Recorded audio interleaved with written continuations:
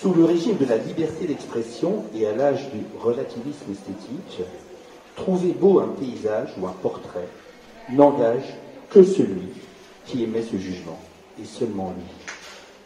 Ce jugement est d'ailleurs à considérer comme égal en valeur à tous les autres jugements émis sur la même œuvre ou le même paysage quel qu'il soit. Un jugement égale une voix. Telle est la règle du bon goût démocratique. C'est donc en apparence d'abord et surtout pour moi qu'un spectacle est dit beau. Et selon la formule consacrée, mais détournée, nous le verrons, de Kant, l'art, ce domaine où s'expérimente la beauté, est la belle représentation d'une chose, plutôt que la représentation d'une belle chose. L'art est l'occasion de laisser s'exprimer les subjectivités les plus diverses, mais pas d'établir une norme objective, un canon de beauté. Cependant, quand on affirme seulement que n'importe quelle œuvre jugée belle, fût-elle celle de la nature, porte la marque de la subjectivité, de celui qui énonce ce jugement, comprend-on vraiment tout le sens de la beauté?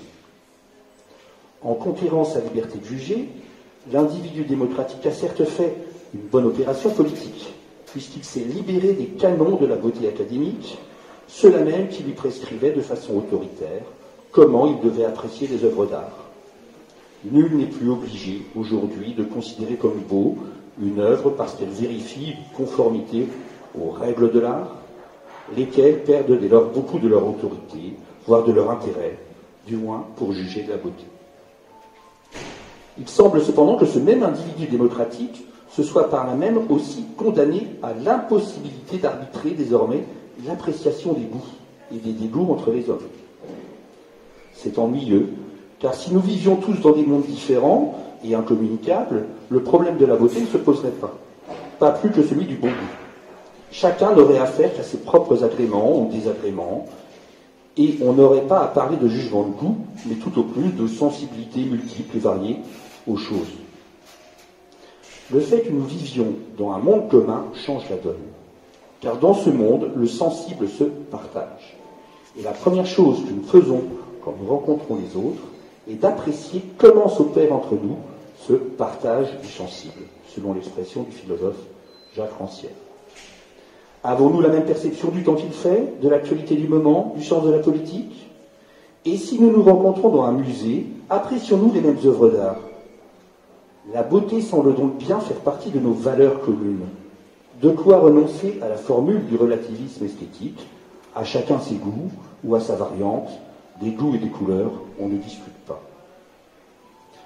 En effet, si je peux partager le monde avec quelqu'un qui ne trouve pas beau ce que je trouve beau, tout comme je peux être ami avec une personne qui ne partage pas mes convictions politiques ou mes croyances religieuses, et si même on peut reconnaître que le désaccord constitue souvent le piment d'une conversation portant sur la supposée beauté d'une œuvre d'art, il n'en reste pas moins que ce qui nous sépare alors, dans notre jugement des autres, rend l'œuvre jugée potentiellement moins belle qu'une beauté reconnue par tous comme telle.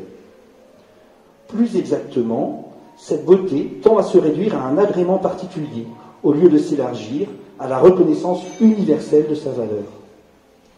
Un jugement de goût visera donc toujours l'universalité de la beauté, c'est-à-dire que ce que je trouve beau et non seulement agréable sera accompagné de la conviction que tout le monde devrait également reconnaître cette beauté, et cela même si je ne peux pas établir des preuves d'une telle affirmation, puisque le jugement de goût n'est pas un jugement de connaissance, s'établissant par le biais d'une analyse conceptuelle rigoureuse, selon l'expression bien connue de Kant, un jugement sans concept.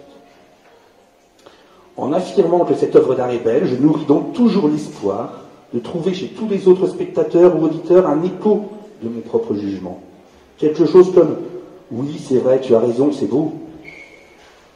Sauf que les choses, la plupart du temps, ne se passent pas comme ça. Et le reflet de ma subjectivité, un instant effacé par le désir de partager mon sentiment de beauté avec les autres, me revient souvent en pleine figure. Quand ces autres s'exclament, au contraire, je trouve cela extrêmement moche, vulgaire, prétentieux, terne, banal, ou pire, cela m'est totalement indifférent. On notera sur ce point, mais on l'a déjà vu tout à l'heure, que s'il n'y a souvent que peu de mots pour dire la beauté, il y en a pléthore, pour dire la laideur. La beauté subjective est donc bien fragile, sujette à dispute plutôt qu'à consensus.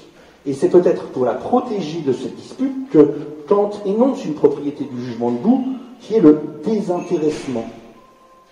Je ne pourrais au fond trouver beau que ce qui me plaît de façon désintéressée. Qu'est-ce à dire? Eh bien que le plaisir esthétique que j'éprouve ne se réduit jamais à un simple plaisir d'agrément, ou encore à un sentiment d'agréable. Celui-ci flattant mes inclinations propres et seulement elles, alors que ce qui est beau me plaît certes, mais pourtant n'excite pas particulièrement mes sens.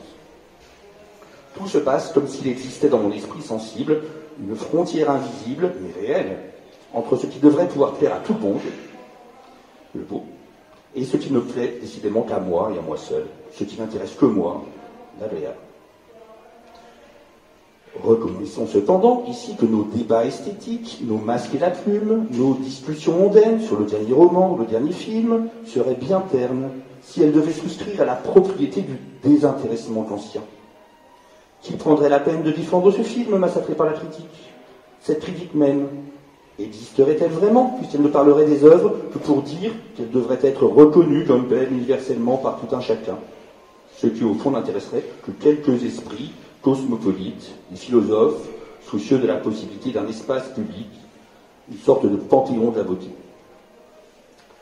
Mais outre le caractère extrêmement virtuel d'un tel lieu d'exposition des œuvres belles, on voit combien ici la définition subjective de la beauté peine à se frayer un chemin vers une reconnaissance effective. Baudelaire ne s'y trompera pas, qui fera de la partialité et de la passion, à l'opposé de Kant, des conditions effectives du véritable jugement de goût, c'est-à-dire des qualités premières du critique d'art. La critique doit être partiale, passionnée, politique, c'est-à-dire faite à un point de vue exclusif et qui ouvre le plus d'horizons, dit le poète. Il semble donc que l'époque contemporaine ait payé le prix fort pour la libération du jugement de goût, son affranchissement de tous les canons, de toutes les normes, qui servirent longtemps de règles académiques à l'appréciation officielle de la beauté. Et cette académie était justement conçue le plus souvent pour incarner, pour transmettre le respect et défendre ces règles canoniques. Ce prix fort n'est rien moins finalement que celui de la croyance, plus exactement de la perte de la croyance en l'existence de la beauté elle-même. Si la beauté en effet ne peut s'établir hors du regard du spectateur, n'est-ce pas qu'elle n'est plus qu'une chimère de l'esprit?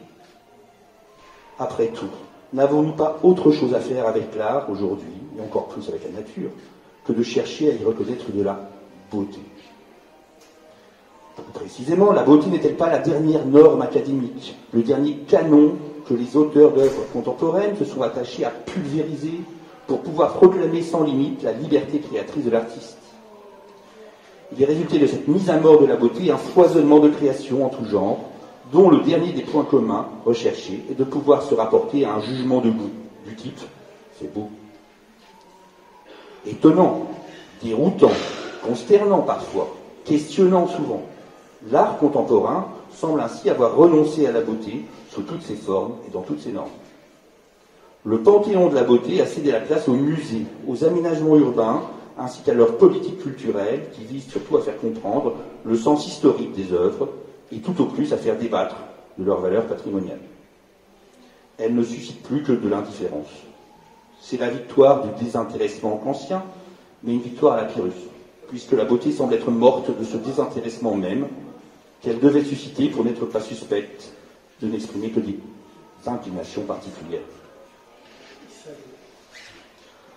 Or, il y a peut-être quelque chose qui peut réveiller le sens de la beauté endormie, de cette belle au bois dormant de l'art, si on peut s'exprimer ainsi, quelque chose que les anciens avaient sans doute inscrit au fond de leur civilisation, dans laquelle le domaine de la sensibilité à l'art, on le sait, n'était pas encore clairement délimité, de façon autonome, par des lieux comme le musée ou par des noms de domaines comme l'esthétique.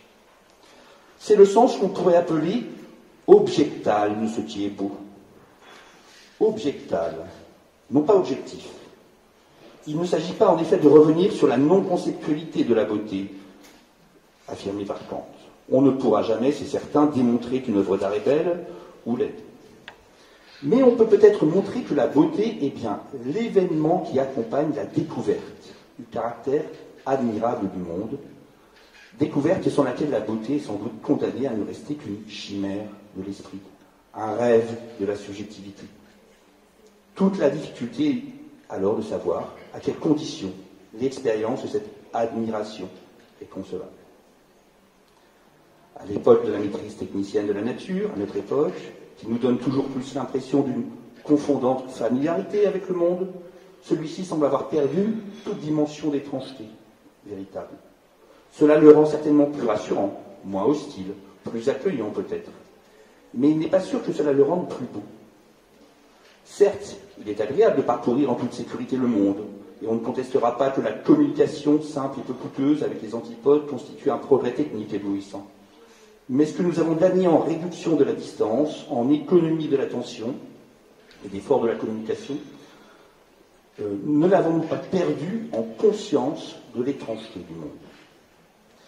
Et cette conscience n'est-elle pas pourtant indispensable à l'appréciation de la beauté? Qui pourrait en effet vraiment trouver beau quelque chose qui lui est parfaitement familier, qu'il croirait connaître dans toutes ses largeurs, pour l'avoir parcouru déjà 100 fois, et dont ne se dégagerait plus aucun mystère? Or, ce que nous appelons découverte du monde, ce n'est pas ce qui s'étale sur nos écrans, ce que nous avons vu souvent et revu 10 000 fois, c'est plutôt ce que nous découvrons comme pour la première fois dans un sentiment de totale étrangeté, un sentiment faisant de nous par là même des nouveaux venus au monde. Ce n'est pas donc que le monde suscite en nous, ce que le monde suscite en nous, sur le mode de la surenchère spectaculaire, le sentiment de la beauté, c'est nous qui nous ouvrons à la beauté du monde, à chaque fois que nous savons le rencontrer, ce monde, dans son étrangeté.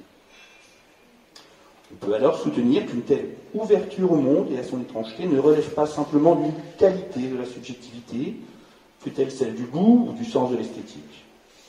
Le regard du poète ou du peintre sur le monde n'est sans doute pas un regard conventionnel, mais dire qu'il témoigne d'une subjectivité d'artiste est insuffisant. Le geste artistique tient en effet plus de la façon dont se dévoile le monde que de la subjectivité du regard porté sur lui.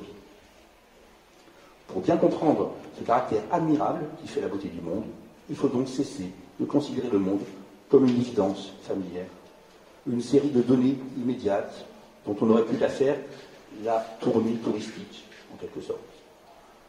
Certes, les touristes que nous sommes, parfois s'abreuvent de sensations nouvelles, quittent leur curiosité des voyages qu'ils entreprennent, mais ils sont en quelque sorte toujours déjà chez eux partout. Le monde est à leurs pieds, rien ne saurait vraiment les surprendre. Ils sont immunisés, au fond, contre l'étrangeté du monde.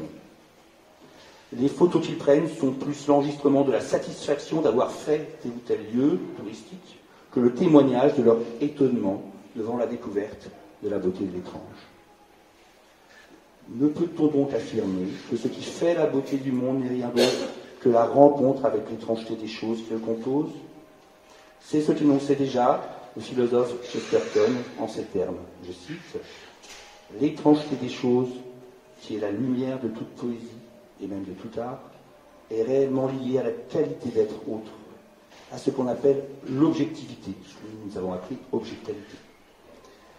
Le subjectif est nécessairement fade, c'est l'objectif qui offre de l'étrangeté et de la nouveauté à l'imagination. Un grand contemplatif est ici tout à l'opposé du faux contemplatif, le pauvre mystique qui ne regarde que sa propre âme, l'artiste égoïste qui fuit le monde et se réfugie dans son esprit seul. La fleur est une vision parce qu'elle n'est pas uniquement une vision. Ou si vous voulez, elle est une vision parce qu'elle n'est pas un rêve. Telle est pour le poète l'étrangeté des pierres et des arbres, des choses solides. Ils sont étranges parce que solides. La beauté des rêves ne peut exister que comme une ombre de la beauté des choses. Cela conduit le philosophe à dénoncer l'irréalité de ces rêves, comme le royaume d'une subjectivité coupée du monde. Mais la beauté objectale n'en finit jamais de se dégager des eaux nocturnes du rêve, selon l'expression du poète Yves Bonnefoy. Accueillir la pleine présence de la pierre, de la fleur, des arbres, des choses solides qui composent la nature en son étrangeté, c'est faire droit à leur teneur d'objet, pas donner primauté au sujet que nous sommes. Ces choses belles, Ils sont belles, parce que nous n'en aurons jamais fini d'explorer les énigmes qu'elles contiennent. Parce qu'elles seront toujours auréolées d'un parfum de mystère qui fait justement leur beauté.